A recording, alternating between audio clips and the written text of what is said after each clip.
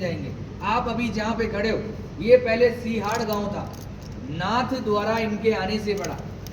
औरंगजेब का जब हमला हुआ, मथुरा वृंदावन गिरिराज जी वहां से ये पलायन करते करते इस गांव में आए। बीच में बहुत सारे गांव पड़े, किसी भी राजा ने इनको शरण नहीं दी, क्योंकि सब औरंगजेब के अधीन हो गए थे। आपने बुक और पुस्तकों में पढ़ा है, मेवाड़ कभी किसी का गुलाम नहीं रहा है। यहाँ आते आते इस गांव में रथ का पहिया मिट्टी में फंस गया, ना तो आगे जाए और ना ही पीछे जाए। ये है गंगाबाई, जो श्री कृष्ण से रूबरू बात करती थी।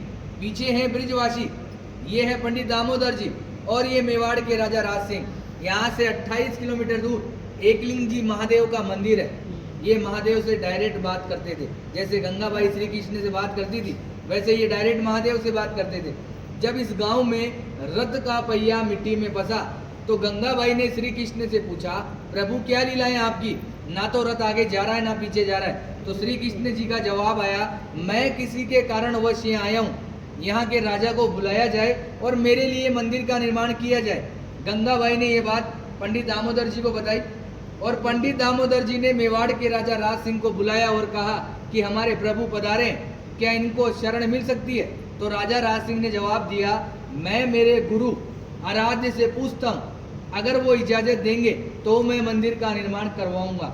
ये महादेव के पास गए और बोला, प्रभु आपके मित्र और सखा पधारे, क्या इनको शरण मिल सकती है।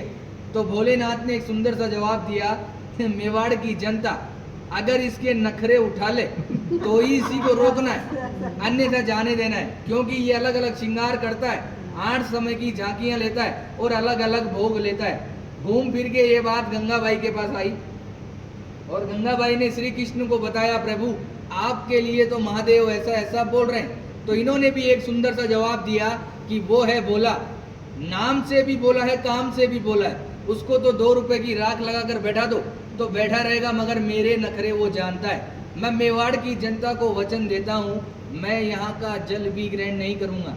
आज भी जल यमुना नदी से आता है, सीधा मंदिर में रखाया जाता है, मंदिर में जो झारी जी भराई जाती है, और उसी जल का जो प्रसाद बनता है वही ठाकुर जी ग्रहण करते हैं। आप लोगों का जो प्रसाद होता है वो बाहर दिखाकर बाहर ही बांट दिया जाता है।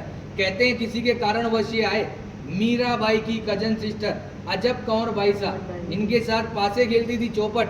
श्री कृष्ण को पता थी कि आज मेरे साथ ये पासे क्यों खेल रही है, मगर श्री कृष्ण जी जान चला के हारते गए और अजब कंवर बाई साहब को जिताया और बोला कि मांग तुझे क्या चाहिए।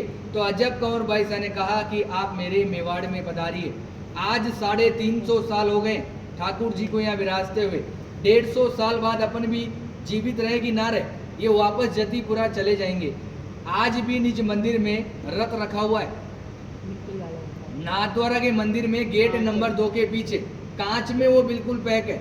जब सुबह सुबह पुजारी झाड़ू निकालता है तो आज भी यमुना नदी का मिट्टी लगा हुआ रहता है। रोज मंगला से लेकर शयन तक ठाकुर जी यहाँ विराजते हैं। विराजने के बाद 7 साल का बालक है, माँ की याद आती है, जतीपुरा जाते हैं, माँ से मिलते हैं। माँ से मिलने के बाद निधि वन में रास लीलाएं करके मंगला में वापस यहाँ आ जाते हैं। औरंगजेब एक बहाना था, ठाकुर जी को वचन निभाना था। ये जो पूरी लीला रची केवल अजब कंवर बाई साहब के कारण। औरंगजेब को ये वहां भी हरा सकते थे, मगर औरंगजेब इनका मंदिर तोड़ने श्रीनाथ जी के मंदिर में आया।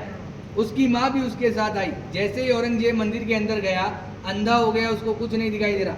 बाहर आके बोला, माँ मैं अंधा हो गया, मुझे कुछ नहीं दिखाई दे रहा। तो माँ ने कहा, बेटा ये है छलिया, छल करता है, मगर तूने मेरी बात नहीं मानी, अब तू इसके पैर पकड़ेगा तो ही ये तेरे को माफ करेगा। मगर औरंगजेब घमंडी था, वो वापस मंदिर के अंदर गया, थक हार के उसने ठाकुर जी से माफ़ी मांगी और ठाकुर जी ने उसको माफ़ किया। माफ़ करने के बाद ठाकुर जी ने उसकी आंख उसको वापस दी। आंख देने के बाद औरंगजेब बहुत खुश हुआ। खुश होने के बाद जो कोहिनूर डायमंड हीरा जो ठूठी पे लगाया जाता है, वो औरंगजेब की माँ ने ही वेट किया था। आज भी होली के अगले दिन, दुलंडी के दिन बादशाह की सवारी निकाली जाती है। उसमें औरंगजेब का पूरा बाकायदा आदमी बनाया जाता है, उसको नाथ पूरे नाथद्वारा में जुलूस द्वारा निकाला जाता है। निकालने के बाद उसको मंदिर में ले जाया जाता है, और मंदिर में ले जाने के बाद पनिशमेंट के तौर पे मंदिर की सीढ़ियों को दाढ़ी से झाड़ू साफ करता है। ये कहानी रियल है और 150 साल तक होती रहेगी। उसके बाद यहाँ से ठाकुर जी वापस ब्रिज में चले जाएंगे।